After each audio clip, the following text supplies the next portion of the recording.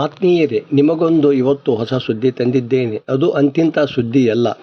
ಬೇಸತ್ತ ಗ್ರಾಮಸ್ಥರು ದಯಾಮರಣಕ್ಕೆ ಬೇಡಿಕೆ ಇಟ್ಟಿರುವ ಹಾಗೂ ಎಲ್ಲರೂ ಅಚ್ಚರಿ ಮತ್ತು ಬೇಸರ ಪಡುವ ಸುದ್ದಿಯಾಗಿದೆ. ಅದಕ್ಕೆಂದೇ ಈ ಸುದ್ದಿಗೆ ರಸ್ತೆಗಾಗಿ ದಯಾಮರಣಕ್ಕೆ ಬೇಡಿಕೆಯಿಟ್ಟ ಗ್ರಾಮಸ್ಥರು ಹದಗೆಟ್ಟ ಪ್ರಜಾಪ್ರಭುತ್ವ ವ್ಯವಸ್ಥೆಗೆ ಸಾಕ್ಷಿ ಎಂದು ಟೈಟಲ್ ಕೊಟ್ಟಿದ್ದೇನೆ.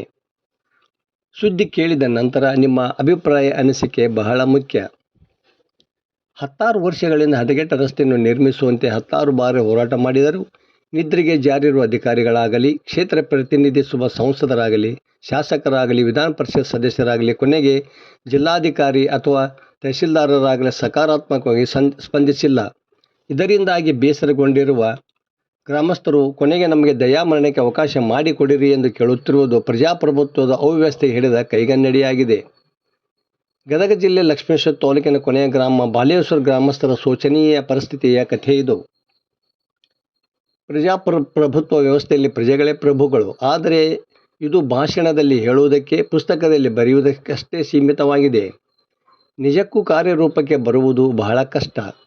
ಏಕೆಂದರೆ ನಮ್ಮನ್ನಾಳುವ ಸರ್ಕಾರ ಪ್ರಜಾಪ್ರಭುತ್ವದ ಈ ಅಂಶವನ್ನೇ ಮರೆಮಾಚಿ ಅಧಿಕಾರದ ಗುಂಗಿನಲ್ಲಿ ಬೇಕಾಬಿಟ್ಟೆ ಆಡಳಿತ ನಡೆಸಲು ಮುಂದಾಗುತ್ತದೆ. ಹೀಗಾಗಿ ಪ್ರಜಾಪ್ರಭುತ್ವದ ಆಶಯಗಳ ಗಾಳಿಯಲ್ಲಿ ತೂರಿ ಹೋಗುತ್ತವೆ. ಕೇವಲ ಹಾಳಾದ 7-8 ಕಿಲೋಮೀಟರ್ ರಸ್ತೆಯನ್ನು ನಿರ್ಮಿಸಲು ದಯಾಮರಣಕ್ಕೆ ಕೋರಿದ್ದಾರೆ ಎಂದರೆ ನಾಗರಿಕ ಸಮಾಜ ತಲೆ ತಗ್ಗಿಸುವ ವಿಚಾರವಾಗಿದೆ.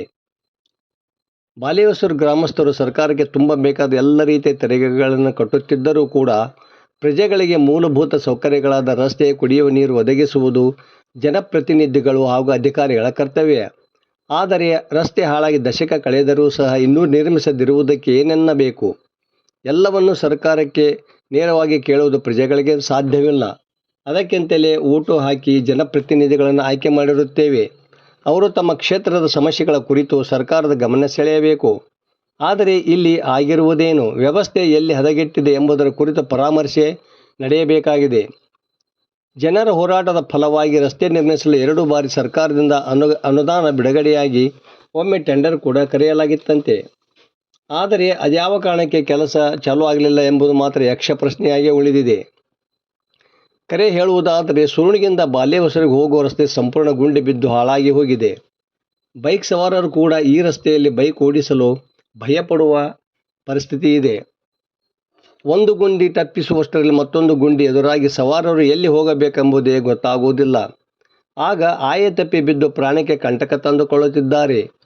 ಇನ್ನು ಮಳೆಗಾಲದಲ್ಲಂತೂ ಈ ರಸ್ತೆಯ ಪರಿಸ್ಥಿತಿ ಮತ್ತಷ್ಟು ಅಯೋಮಯವಾಗುತ್ತದೆ. ಮಳೆ ನೀರಿನಿಂದ ತುಂಬಿಕೊಳ್ಳುವ ಗುಂಡಿಗಳಿಂದಾಗಿ ಇಡೀ ರಸ್ತೆ ದೊಡ್ಡ ಹಳ್ಳದಂತೆ ಕಾಣುತ್ತದೆ. ಶಾಲೆ ಕಾಲೇಜುಗಳ ಮಕ್ಕಳು ದಿನಾಲು ಲಕ್ಷ್ಮೇಶ್ವರಕ್ಕೆ ಬಂದು ಕೆಲವರು ಹುಬ್ಬಳ್ಳಿ, ಹಾವೇರಿ, ಗದಗ ಕಡೆ ಹೋಗುತ್ತಾರೆ. ಆದರೆ ತಗ್ಗು ಬಿದ್ದ ರಸ್ತೆಯಿಂದಾಗಿ ಊರಿಂದ ಬರುವಷ್ಟರಲ್ಲಿ ಸುಸ್ತಾಗಿರುತ್ತಾರಲ್ಲದೆ ತಡವಾಗಿ ಬರುವುದರಿಂದ ಬಸ್ಗಳು ಕೂಡ ಮಿಸ್ ಆಗುತ್ತವೆ. ಇದರಿಂದಾಗಿ ಅವರು ಸಾಕಷ್ಟು ಸಮಸ್ಯೆ ಎದುರಿಸುತ್ತಿದ್ದಾರೆ.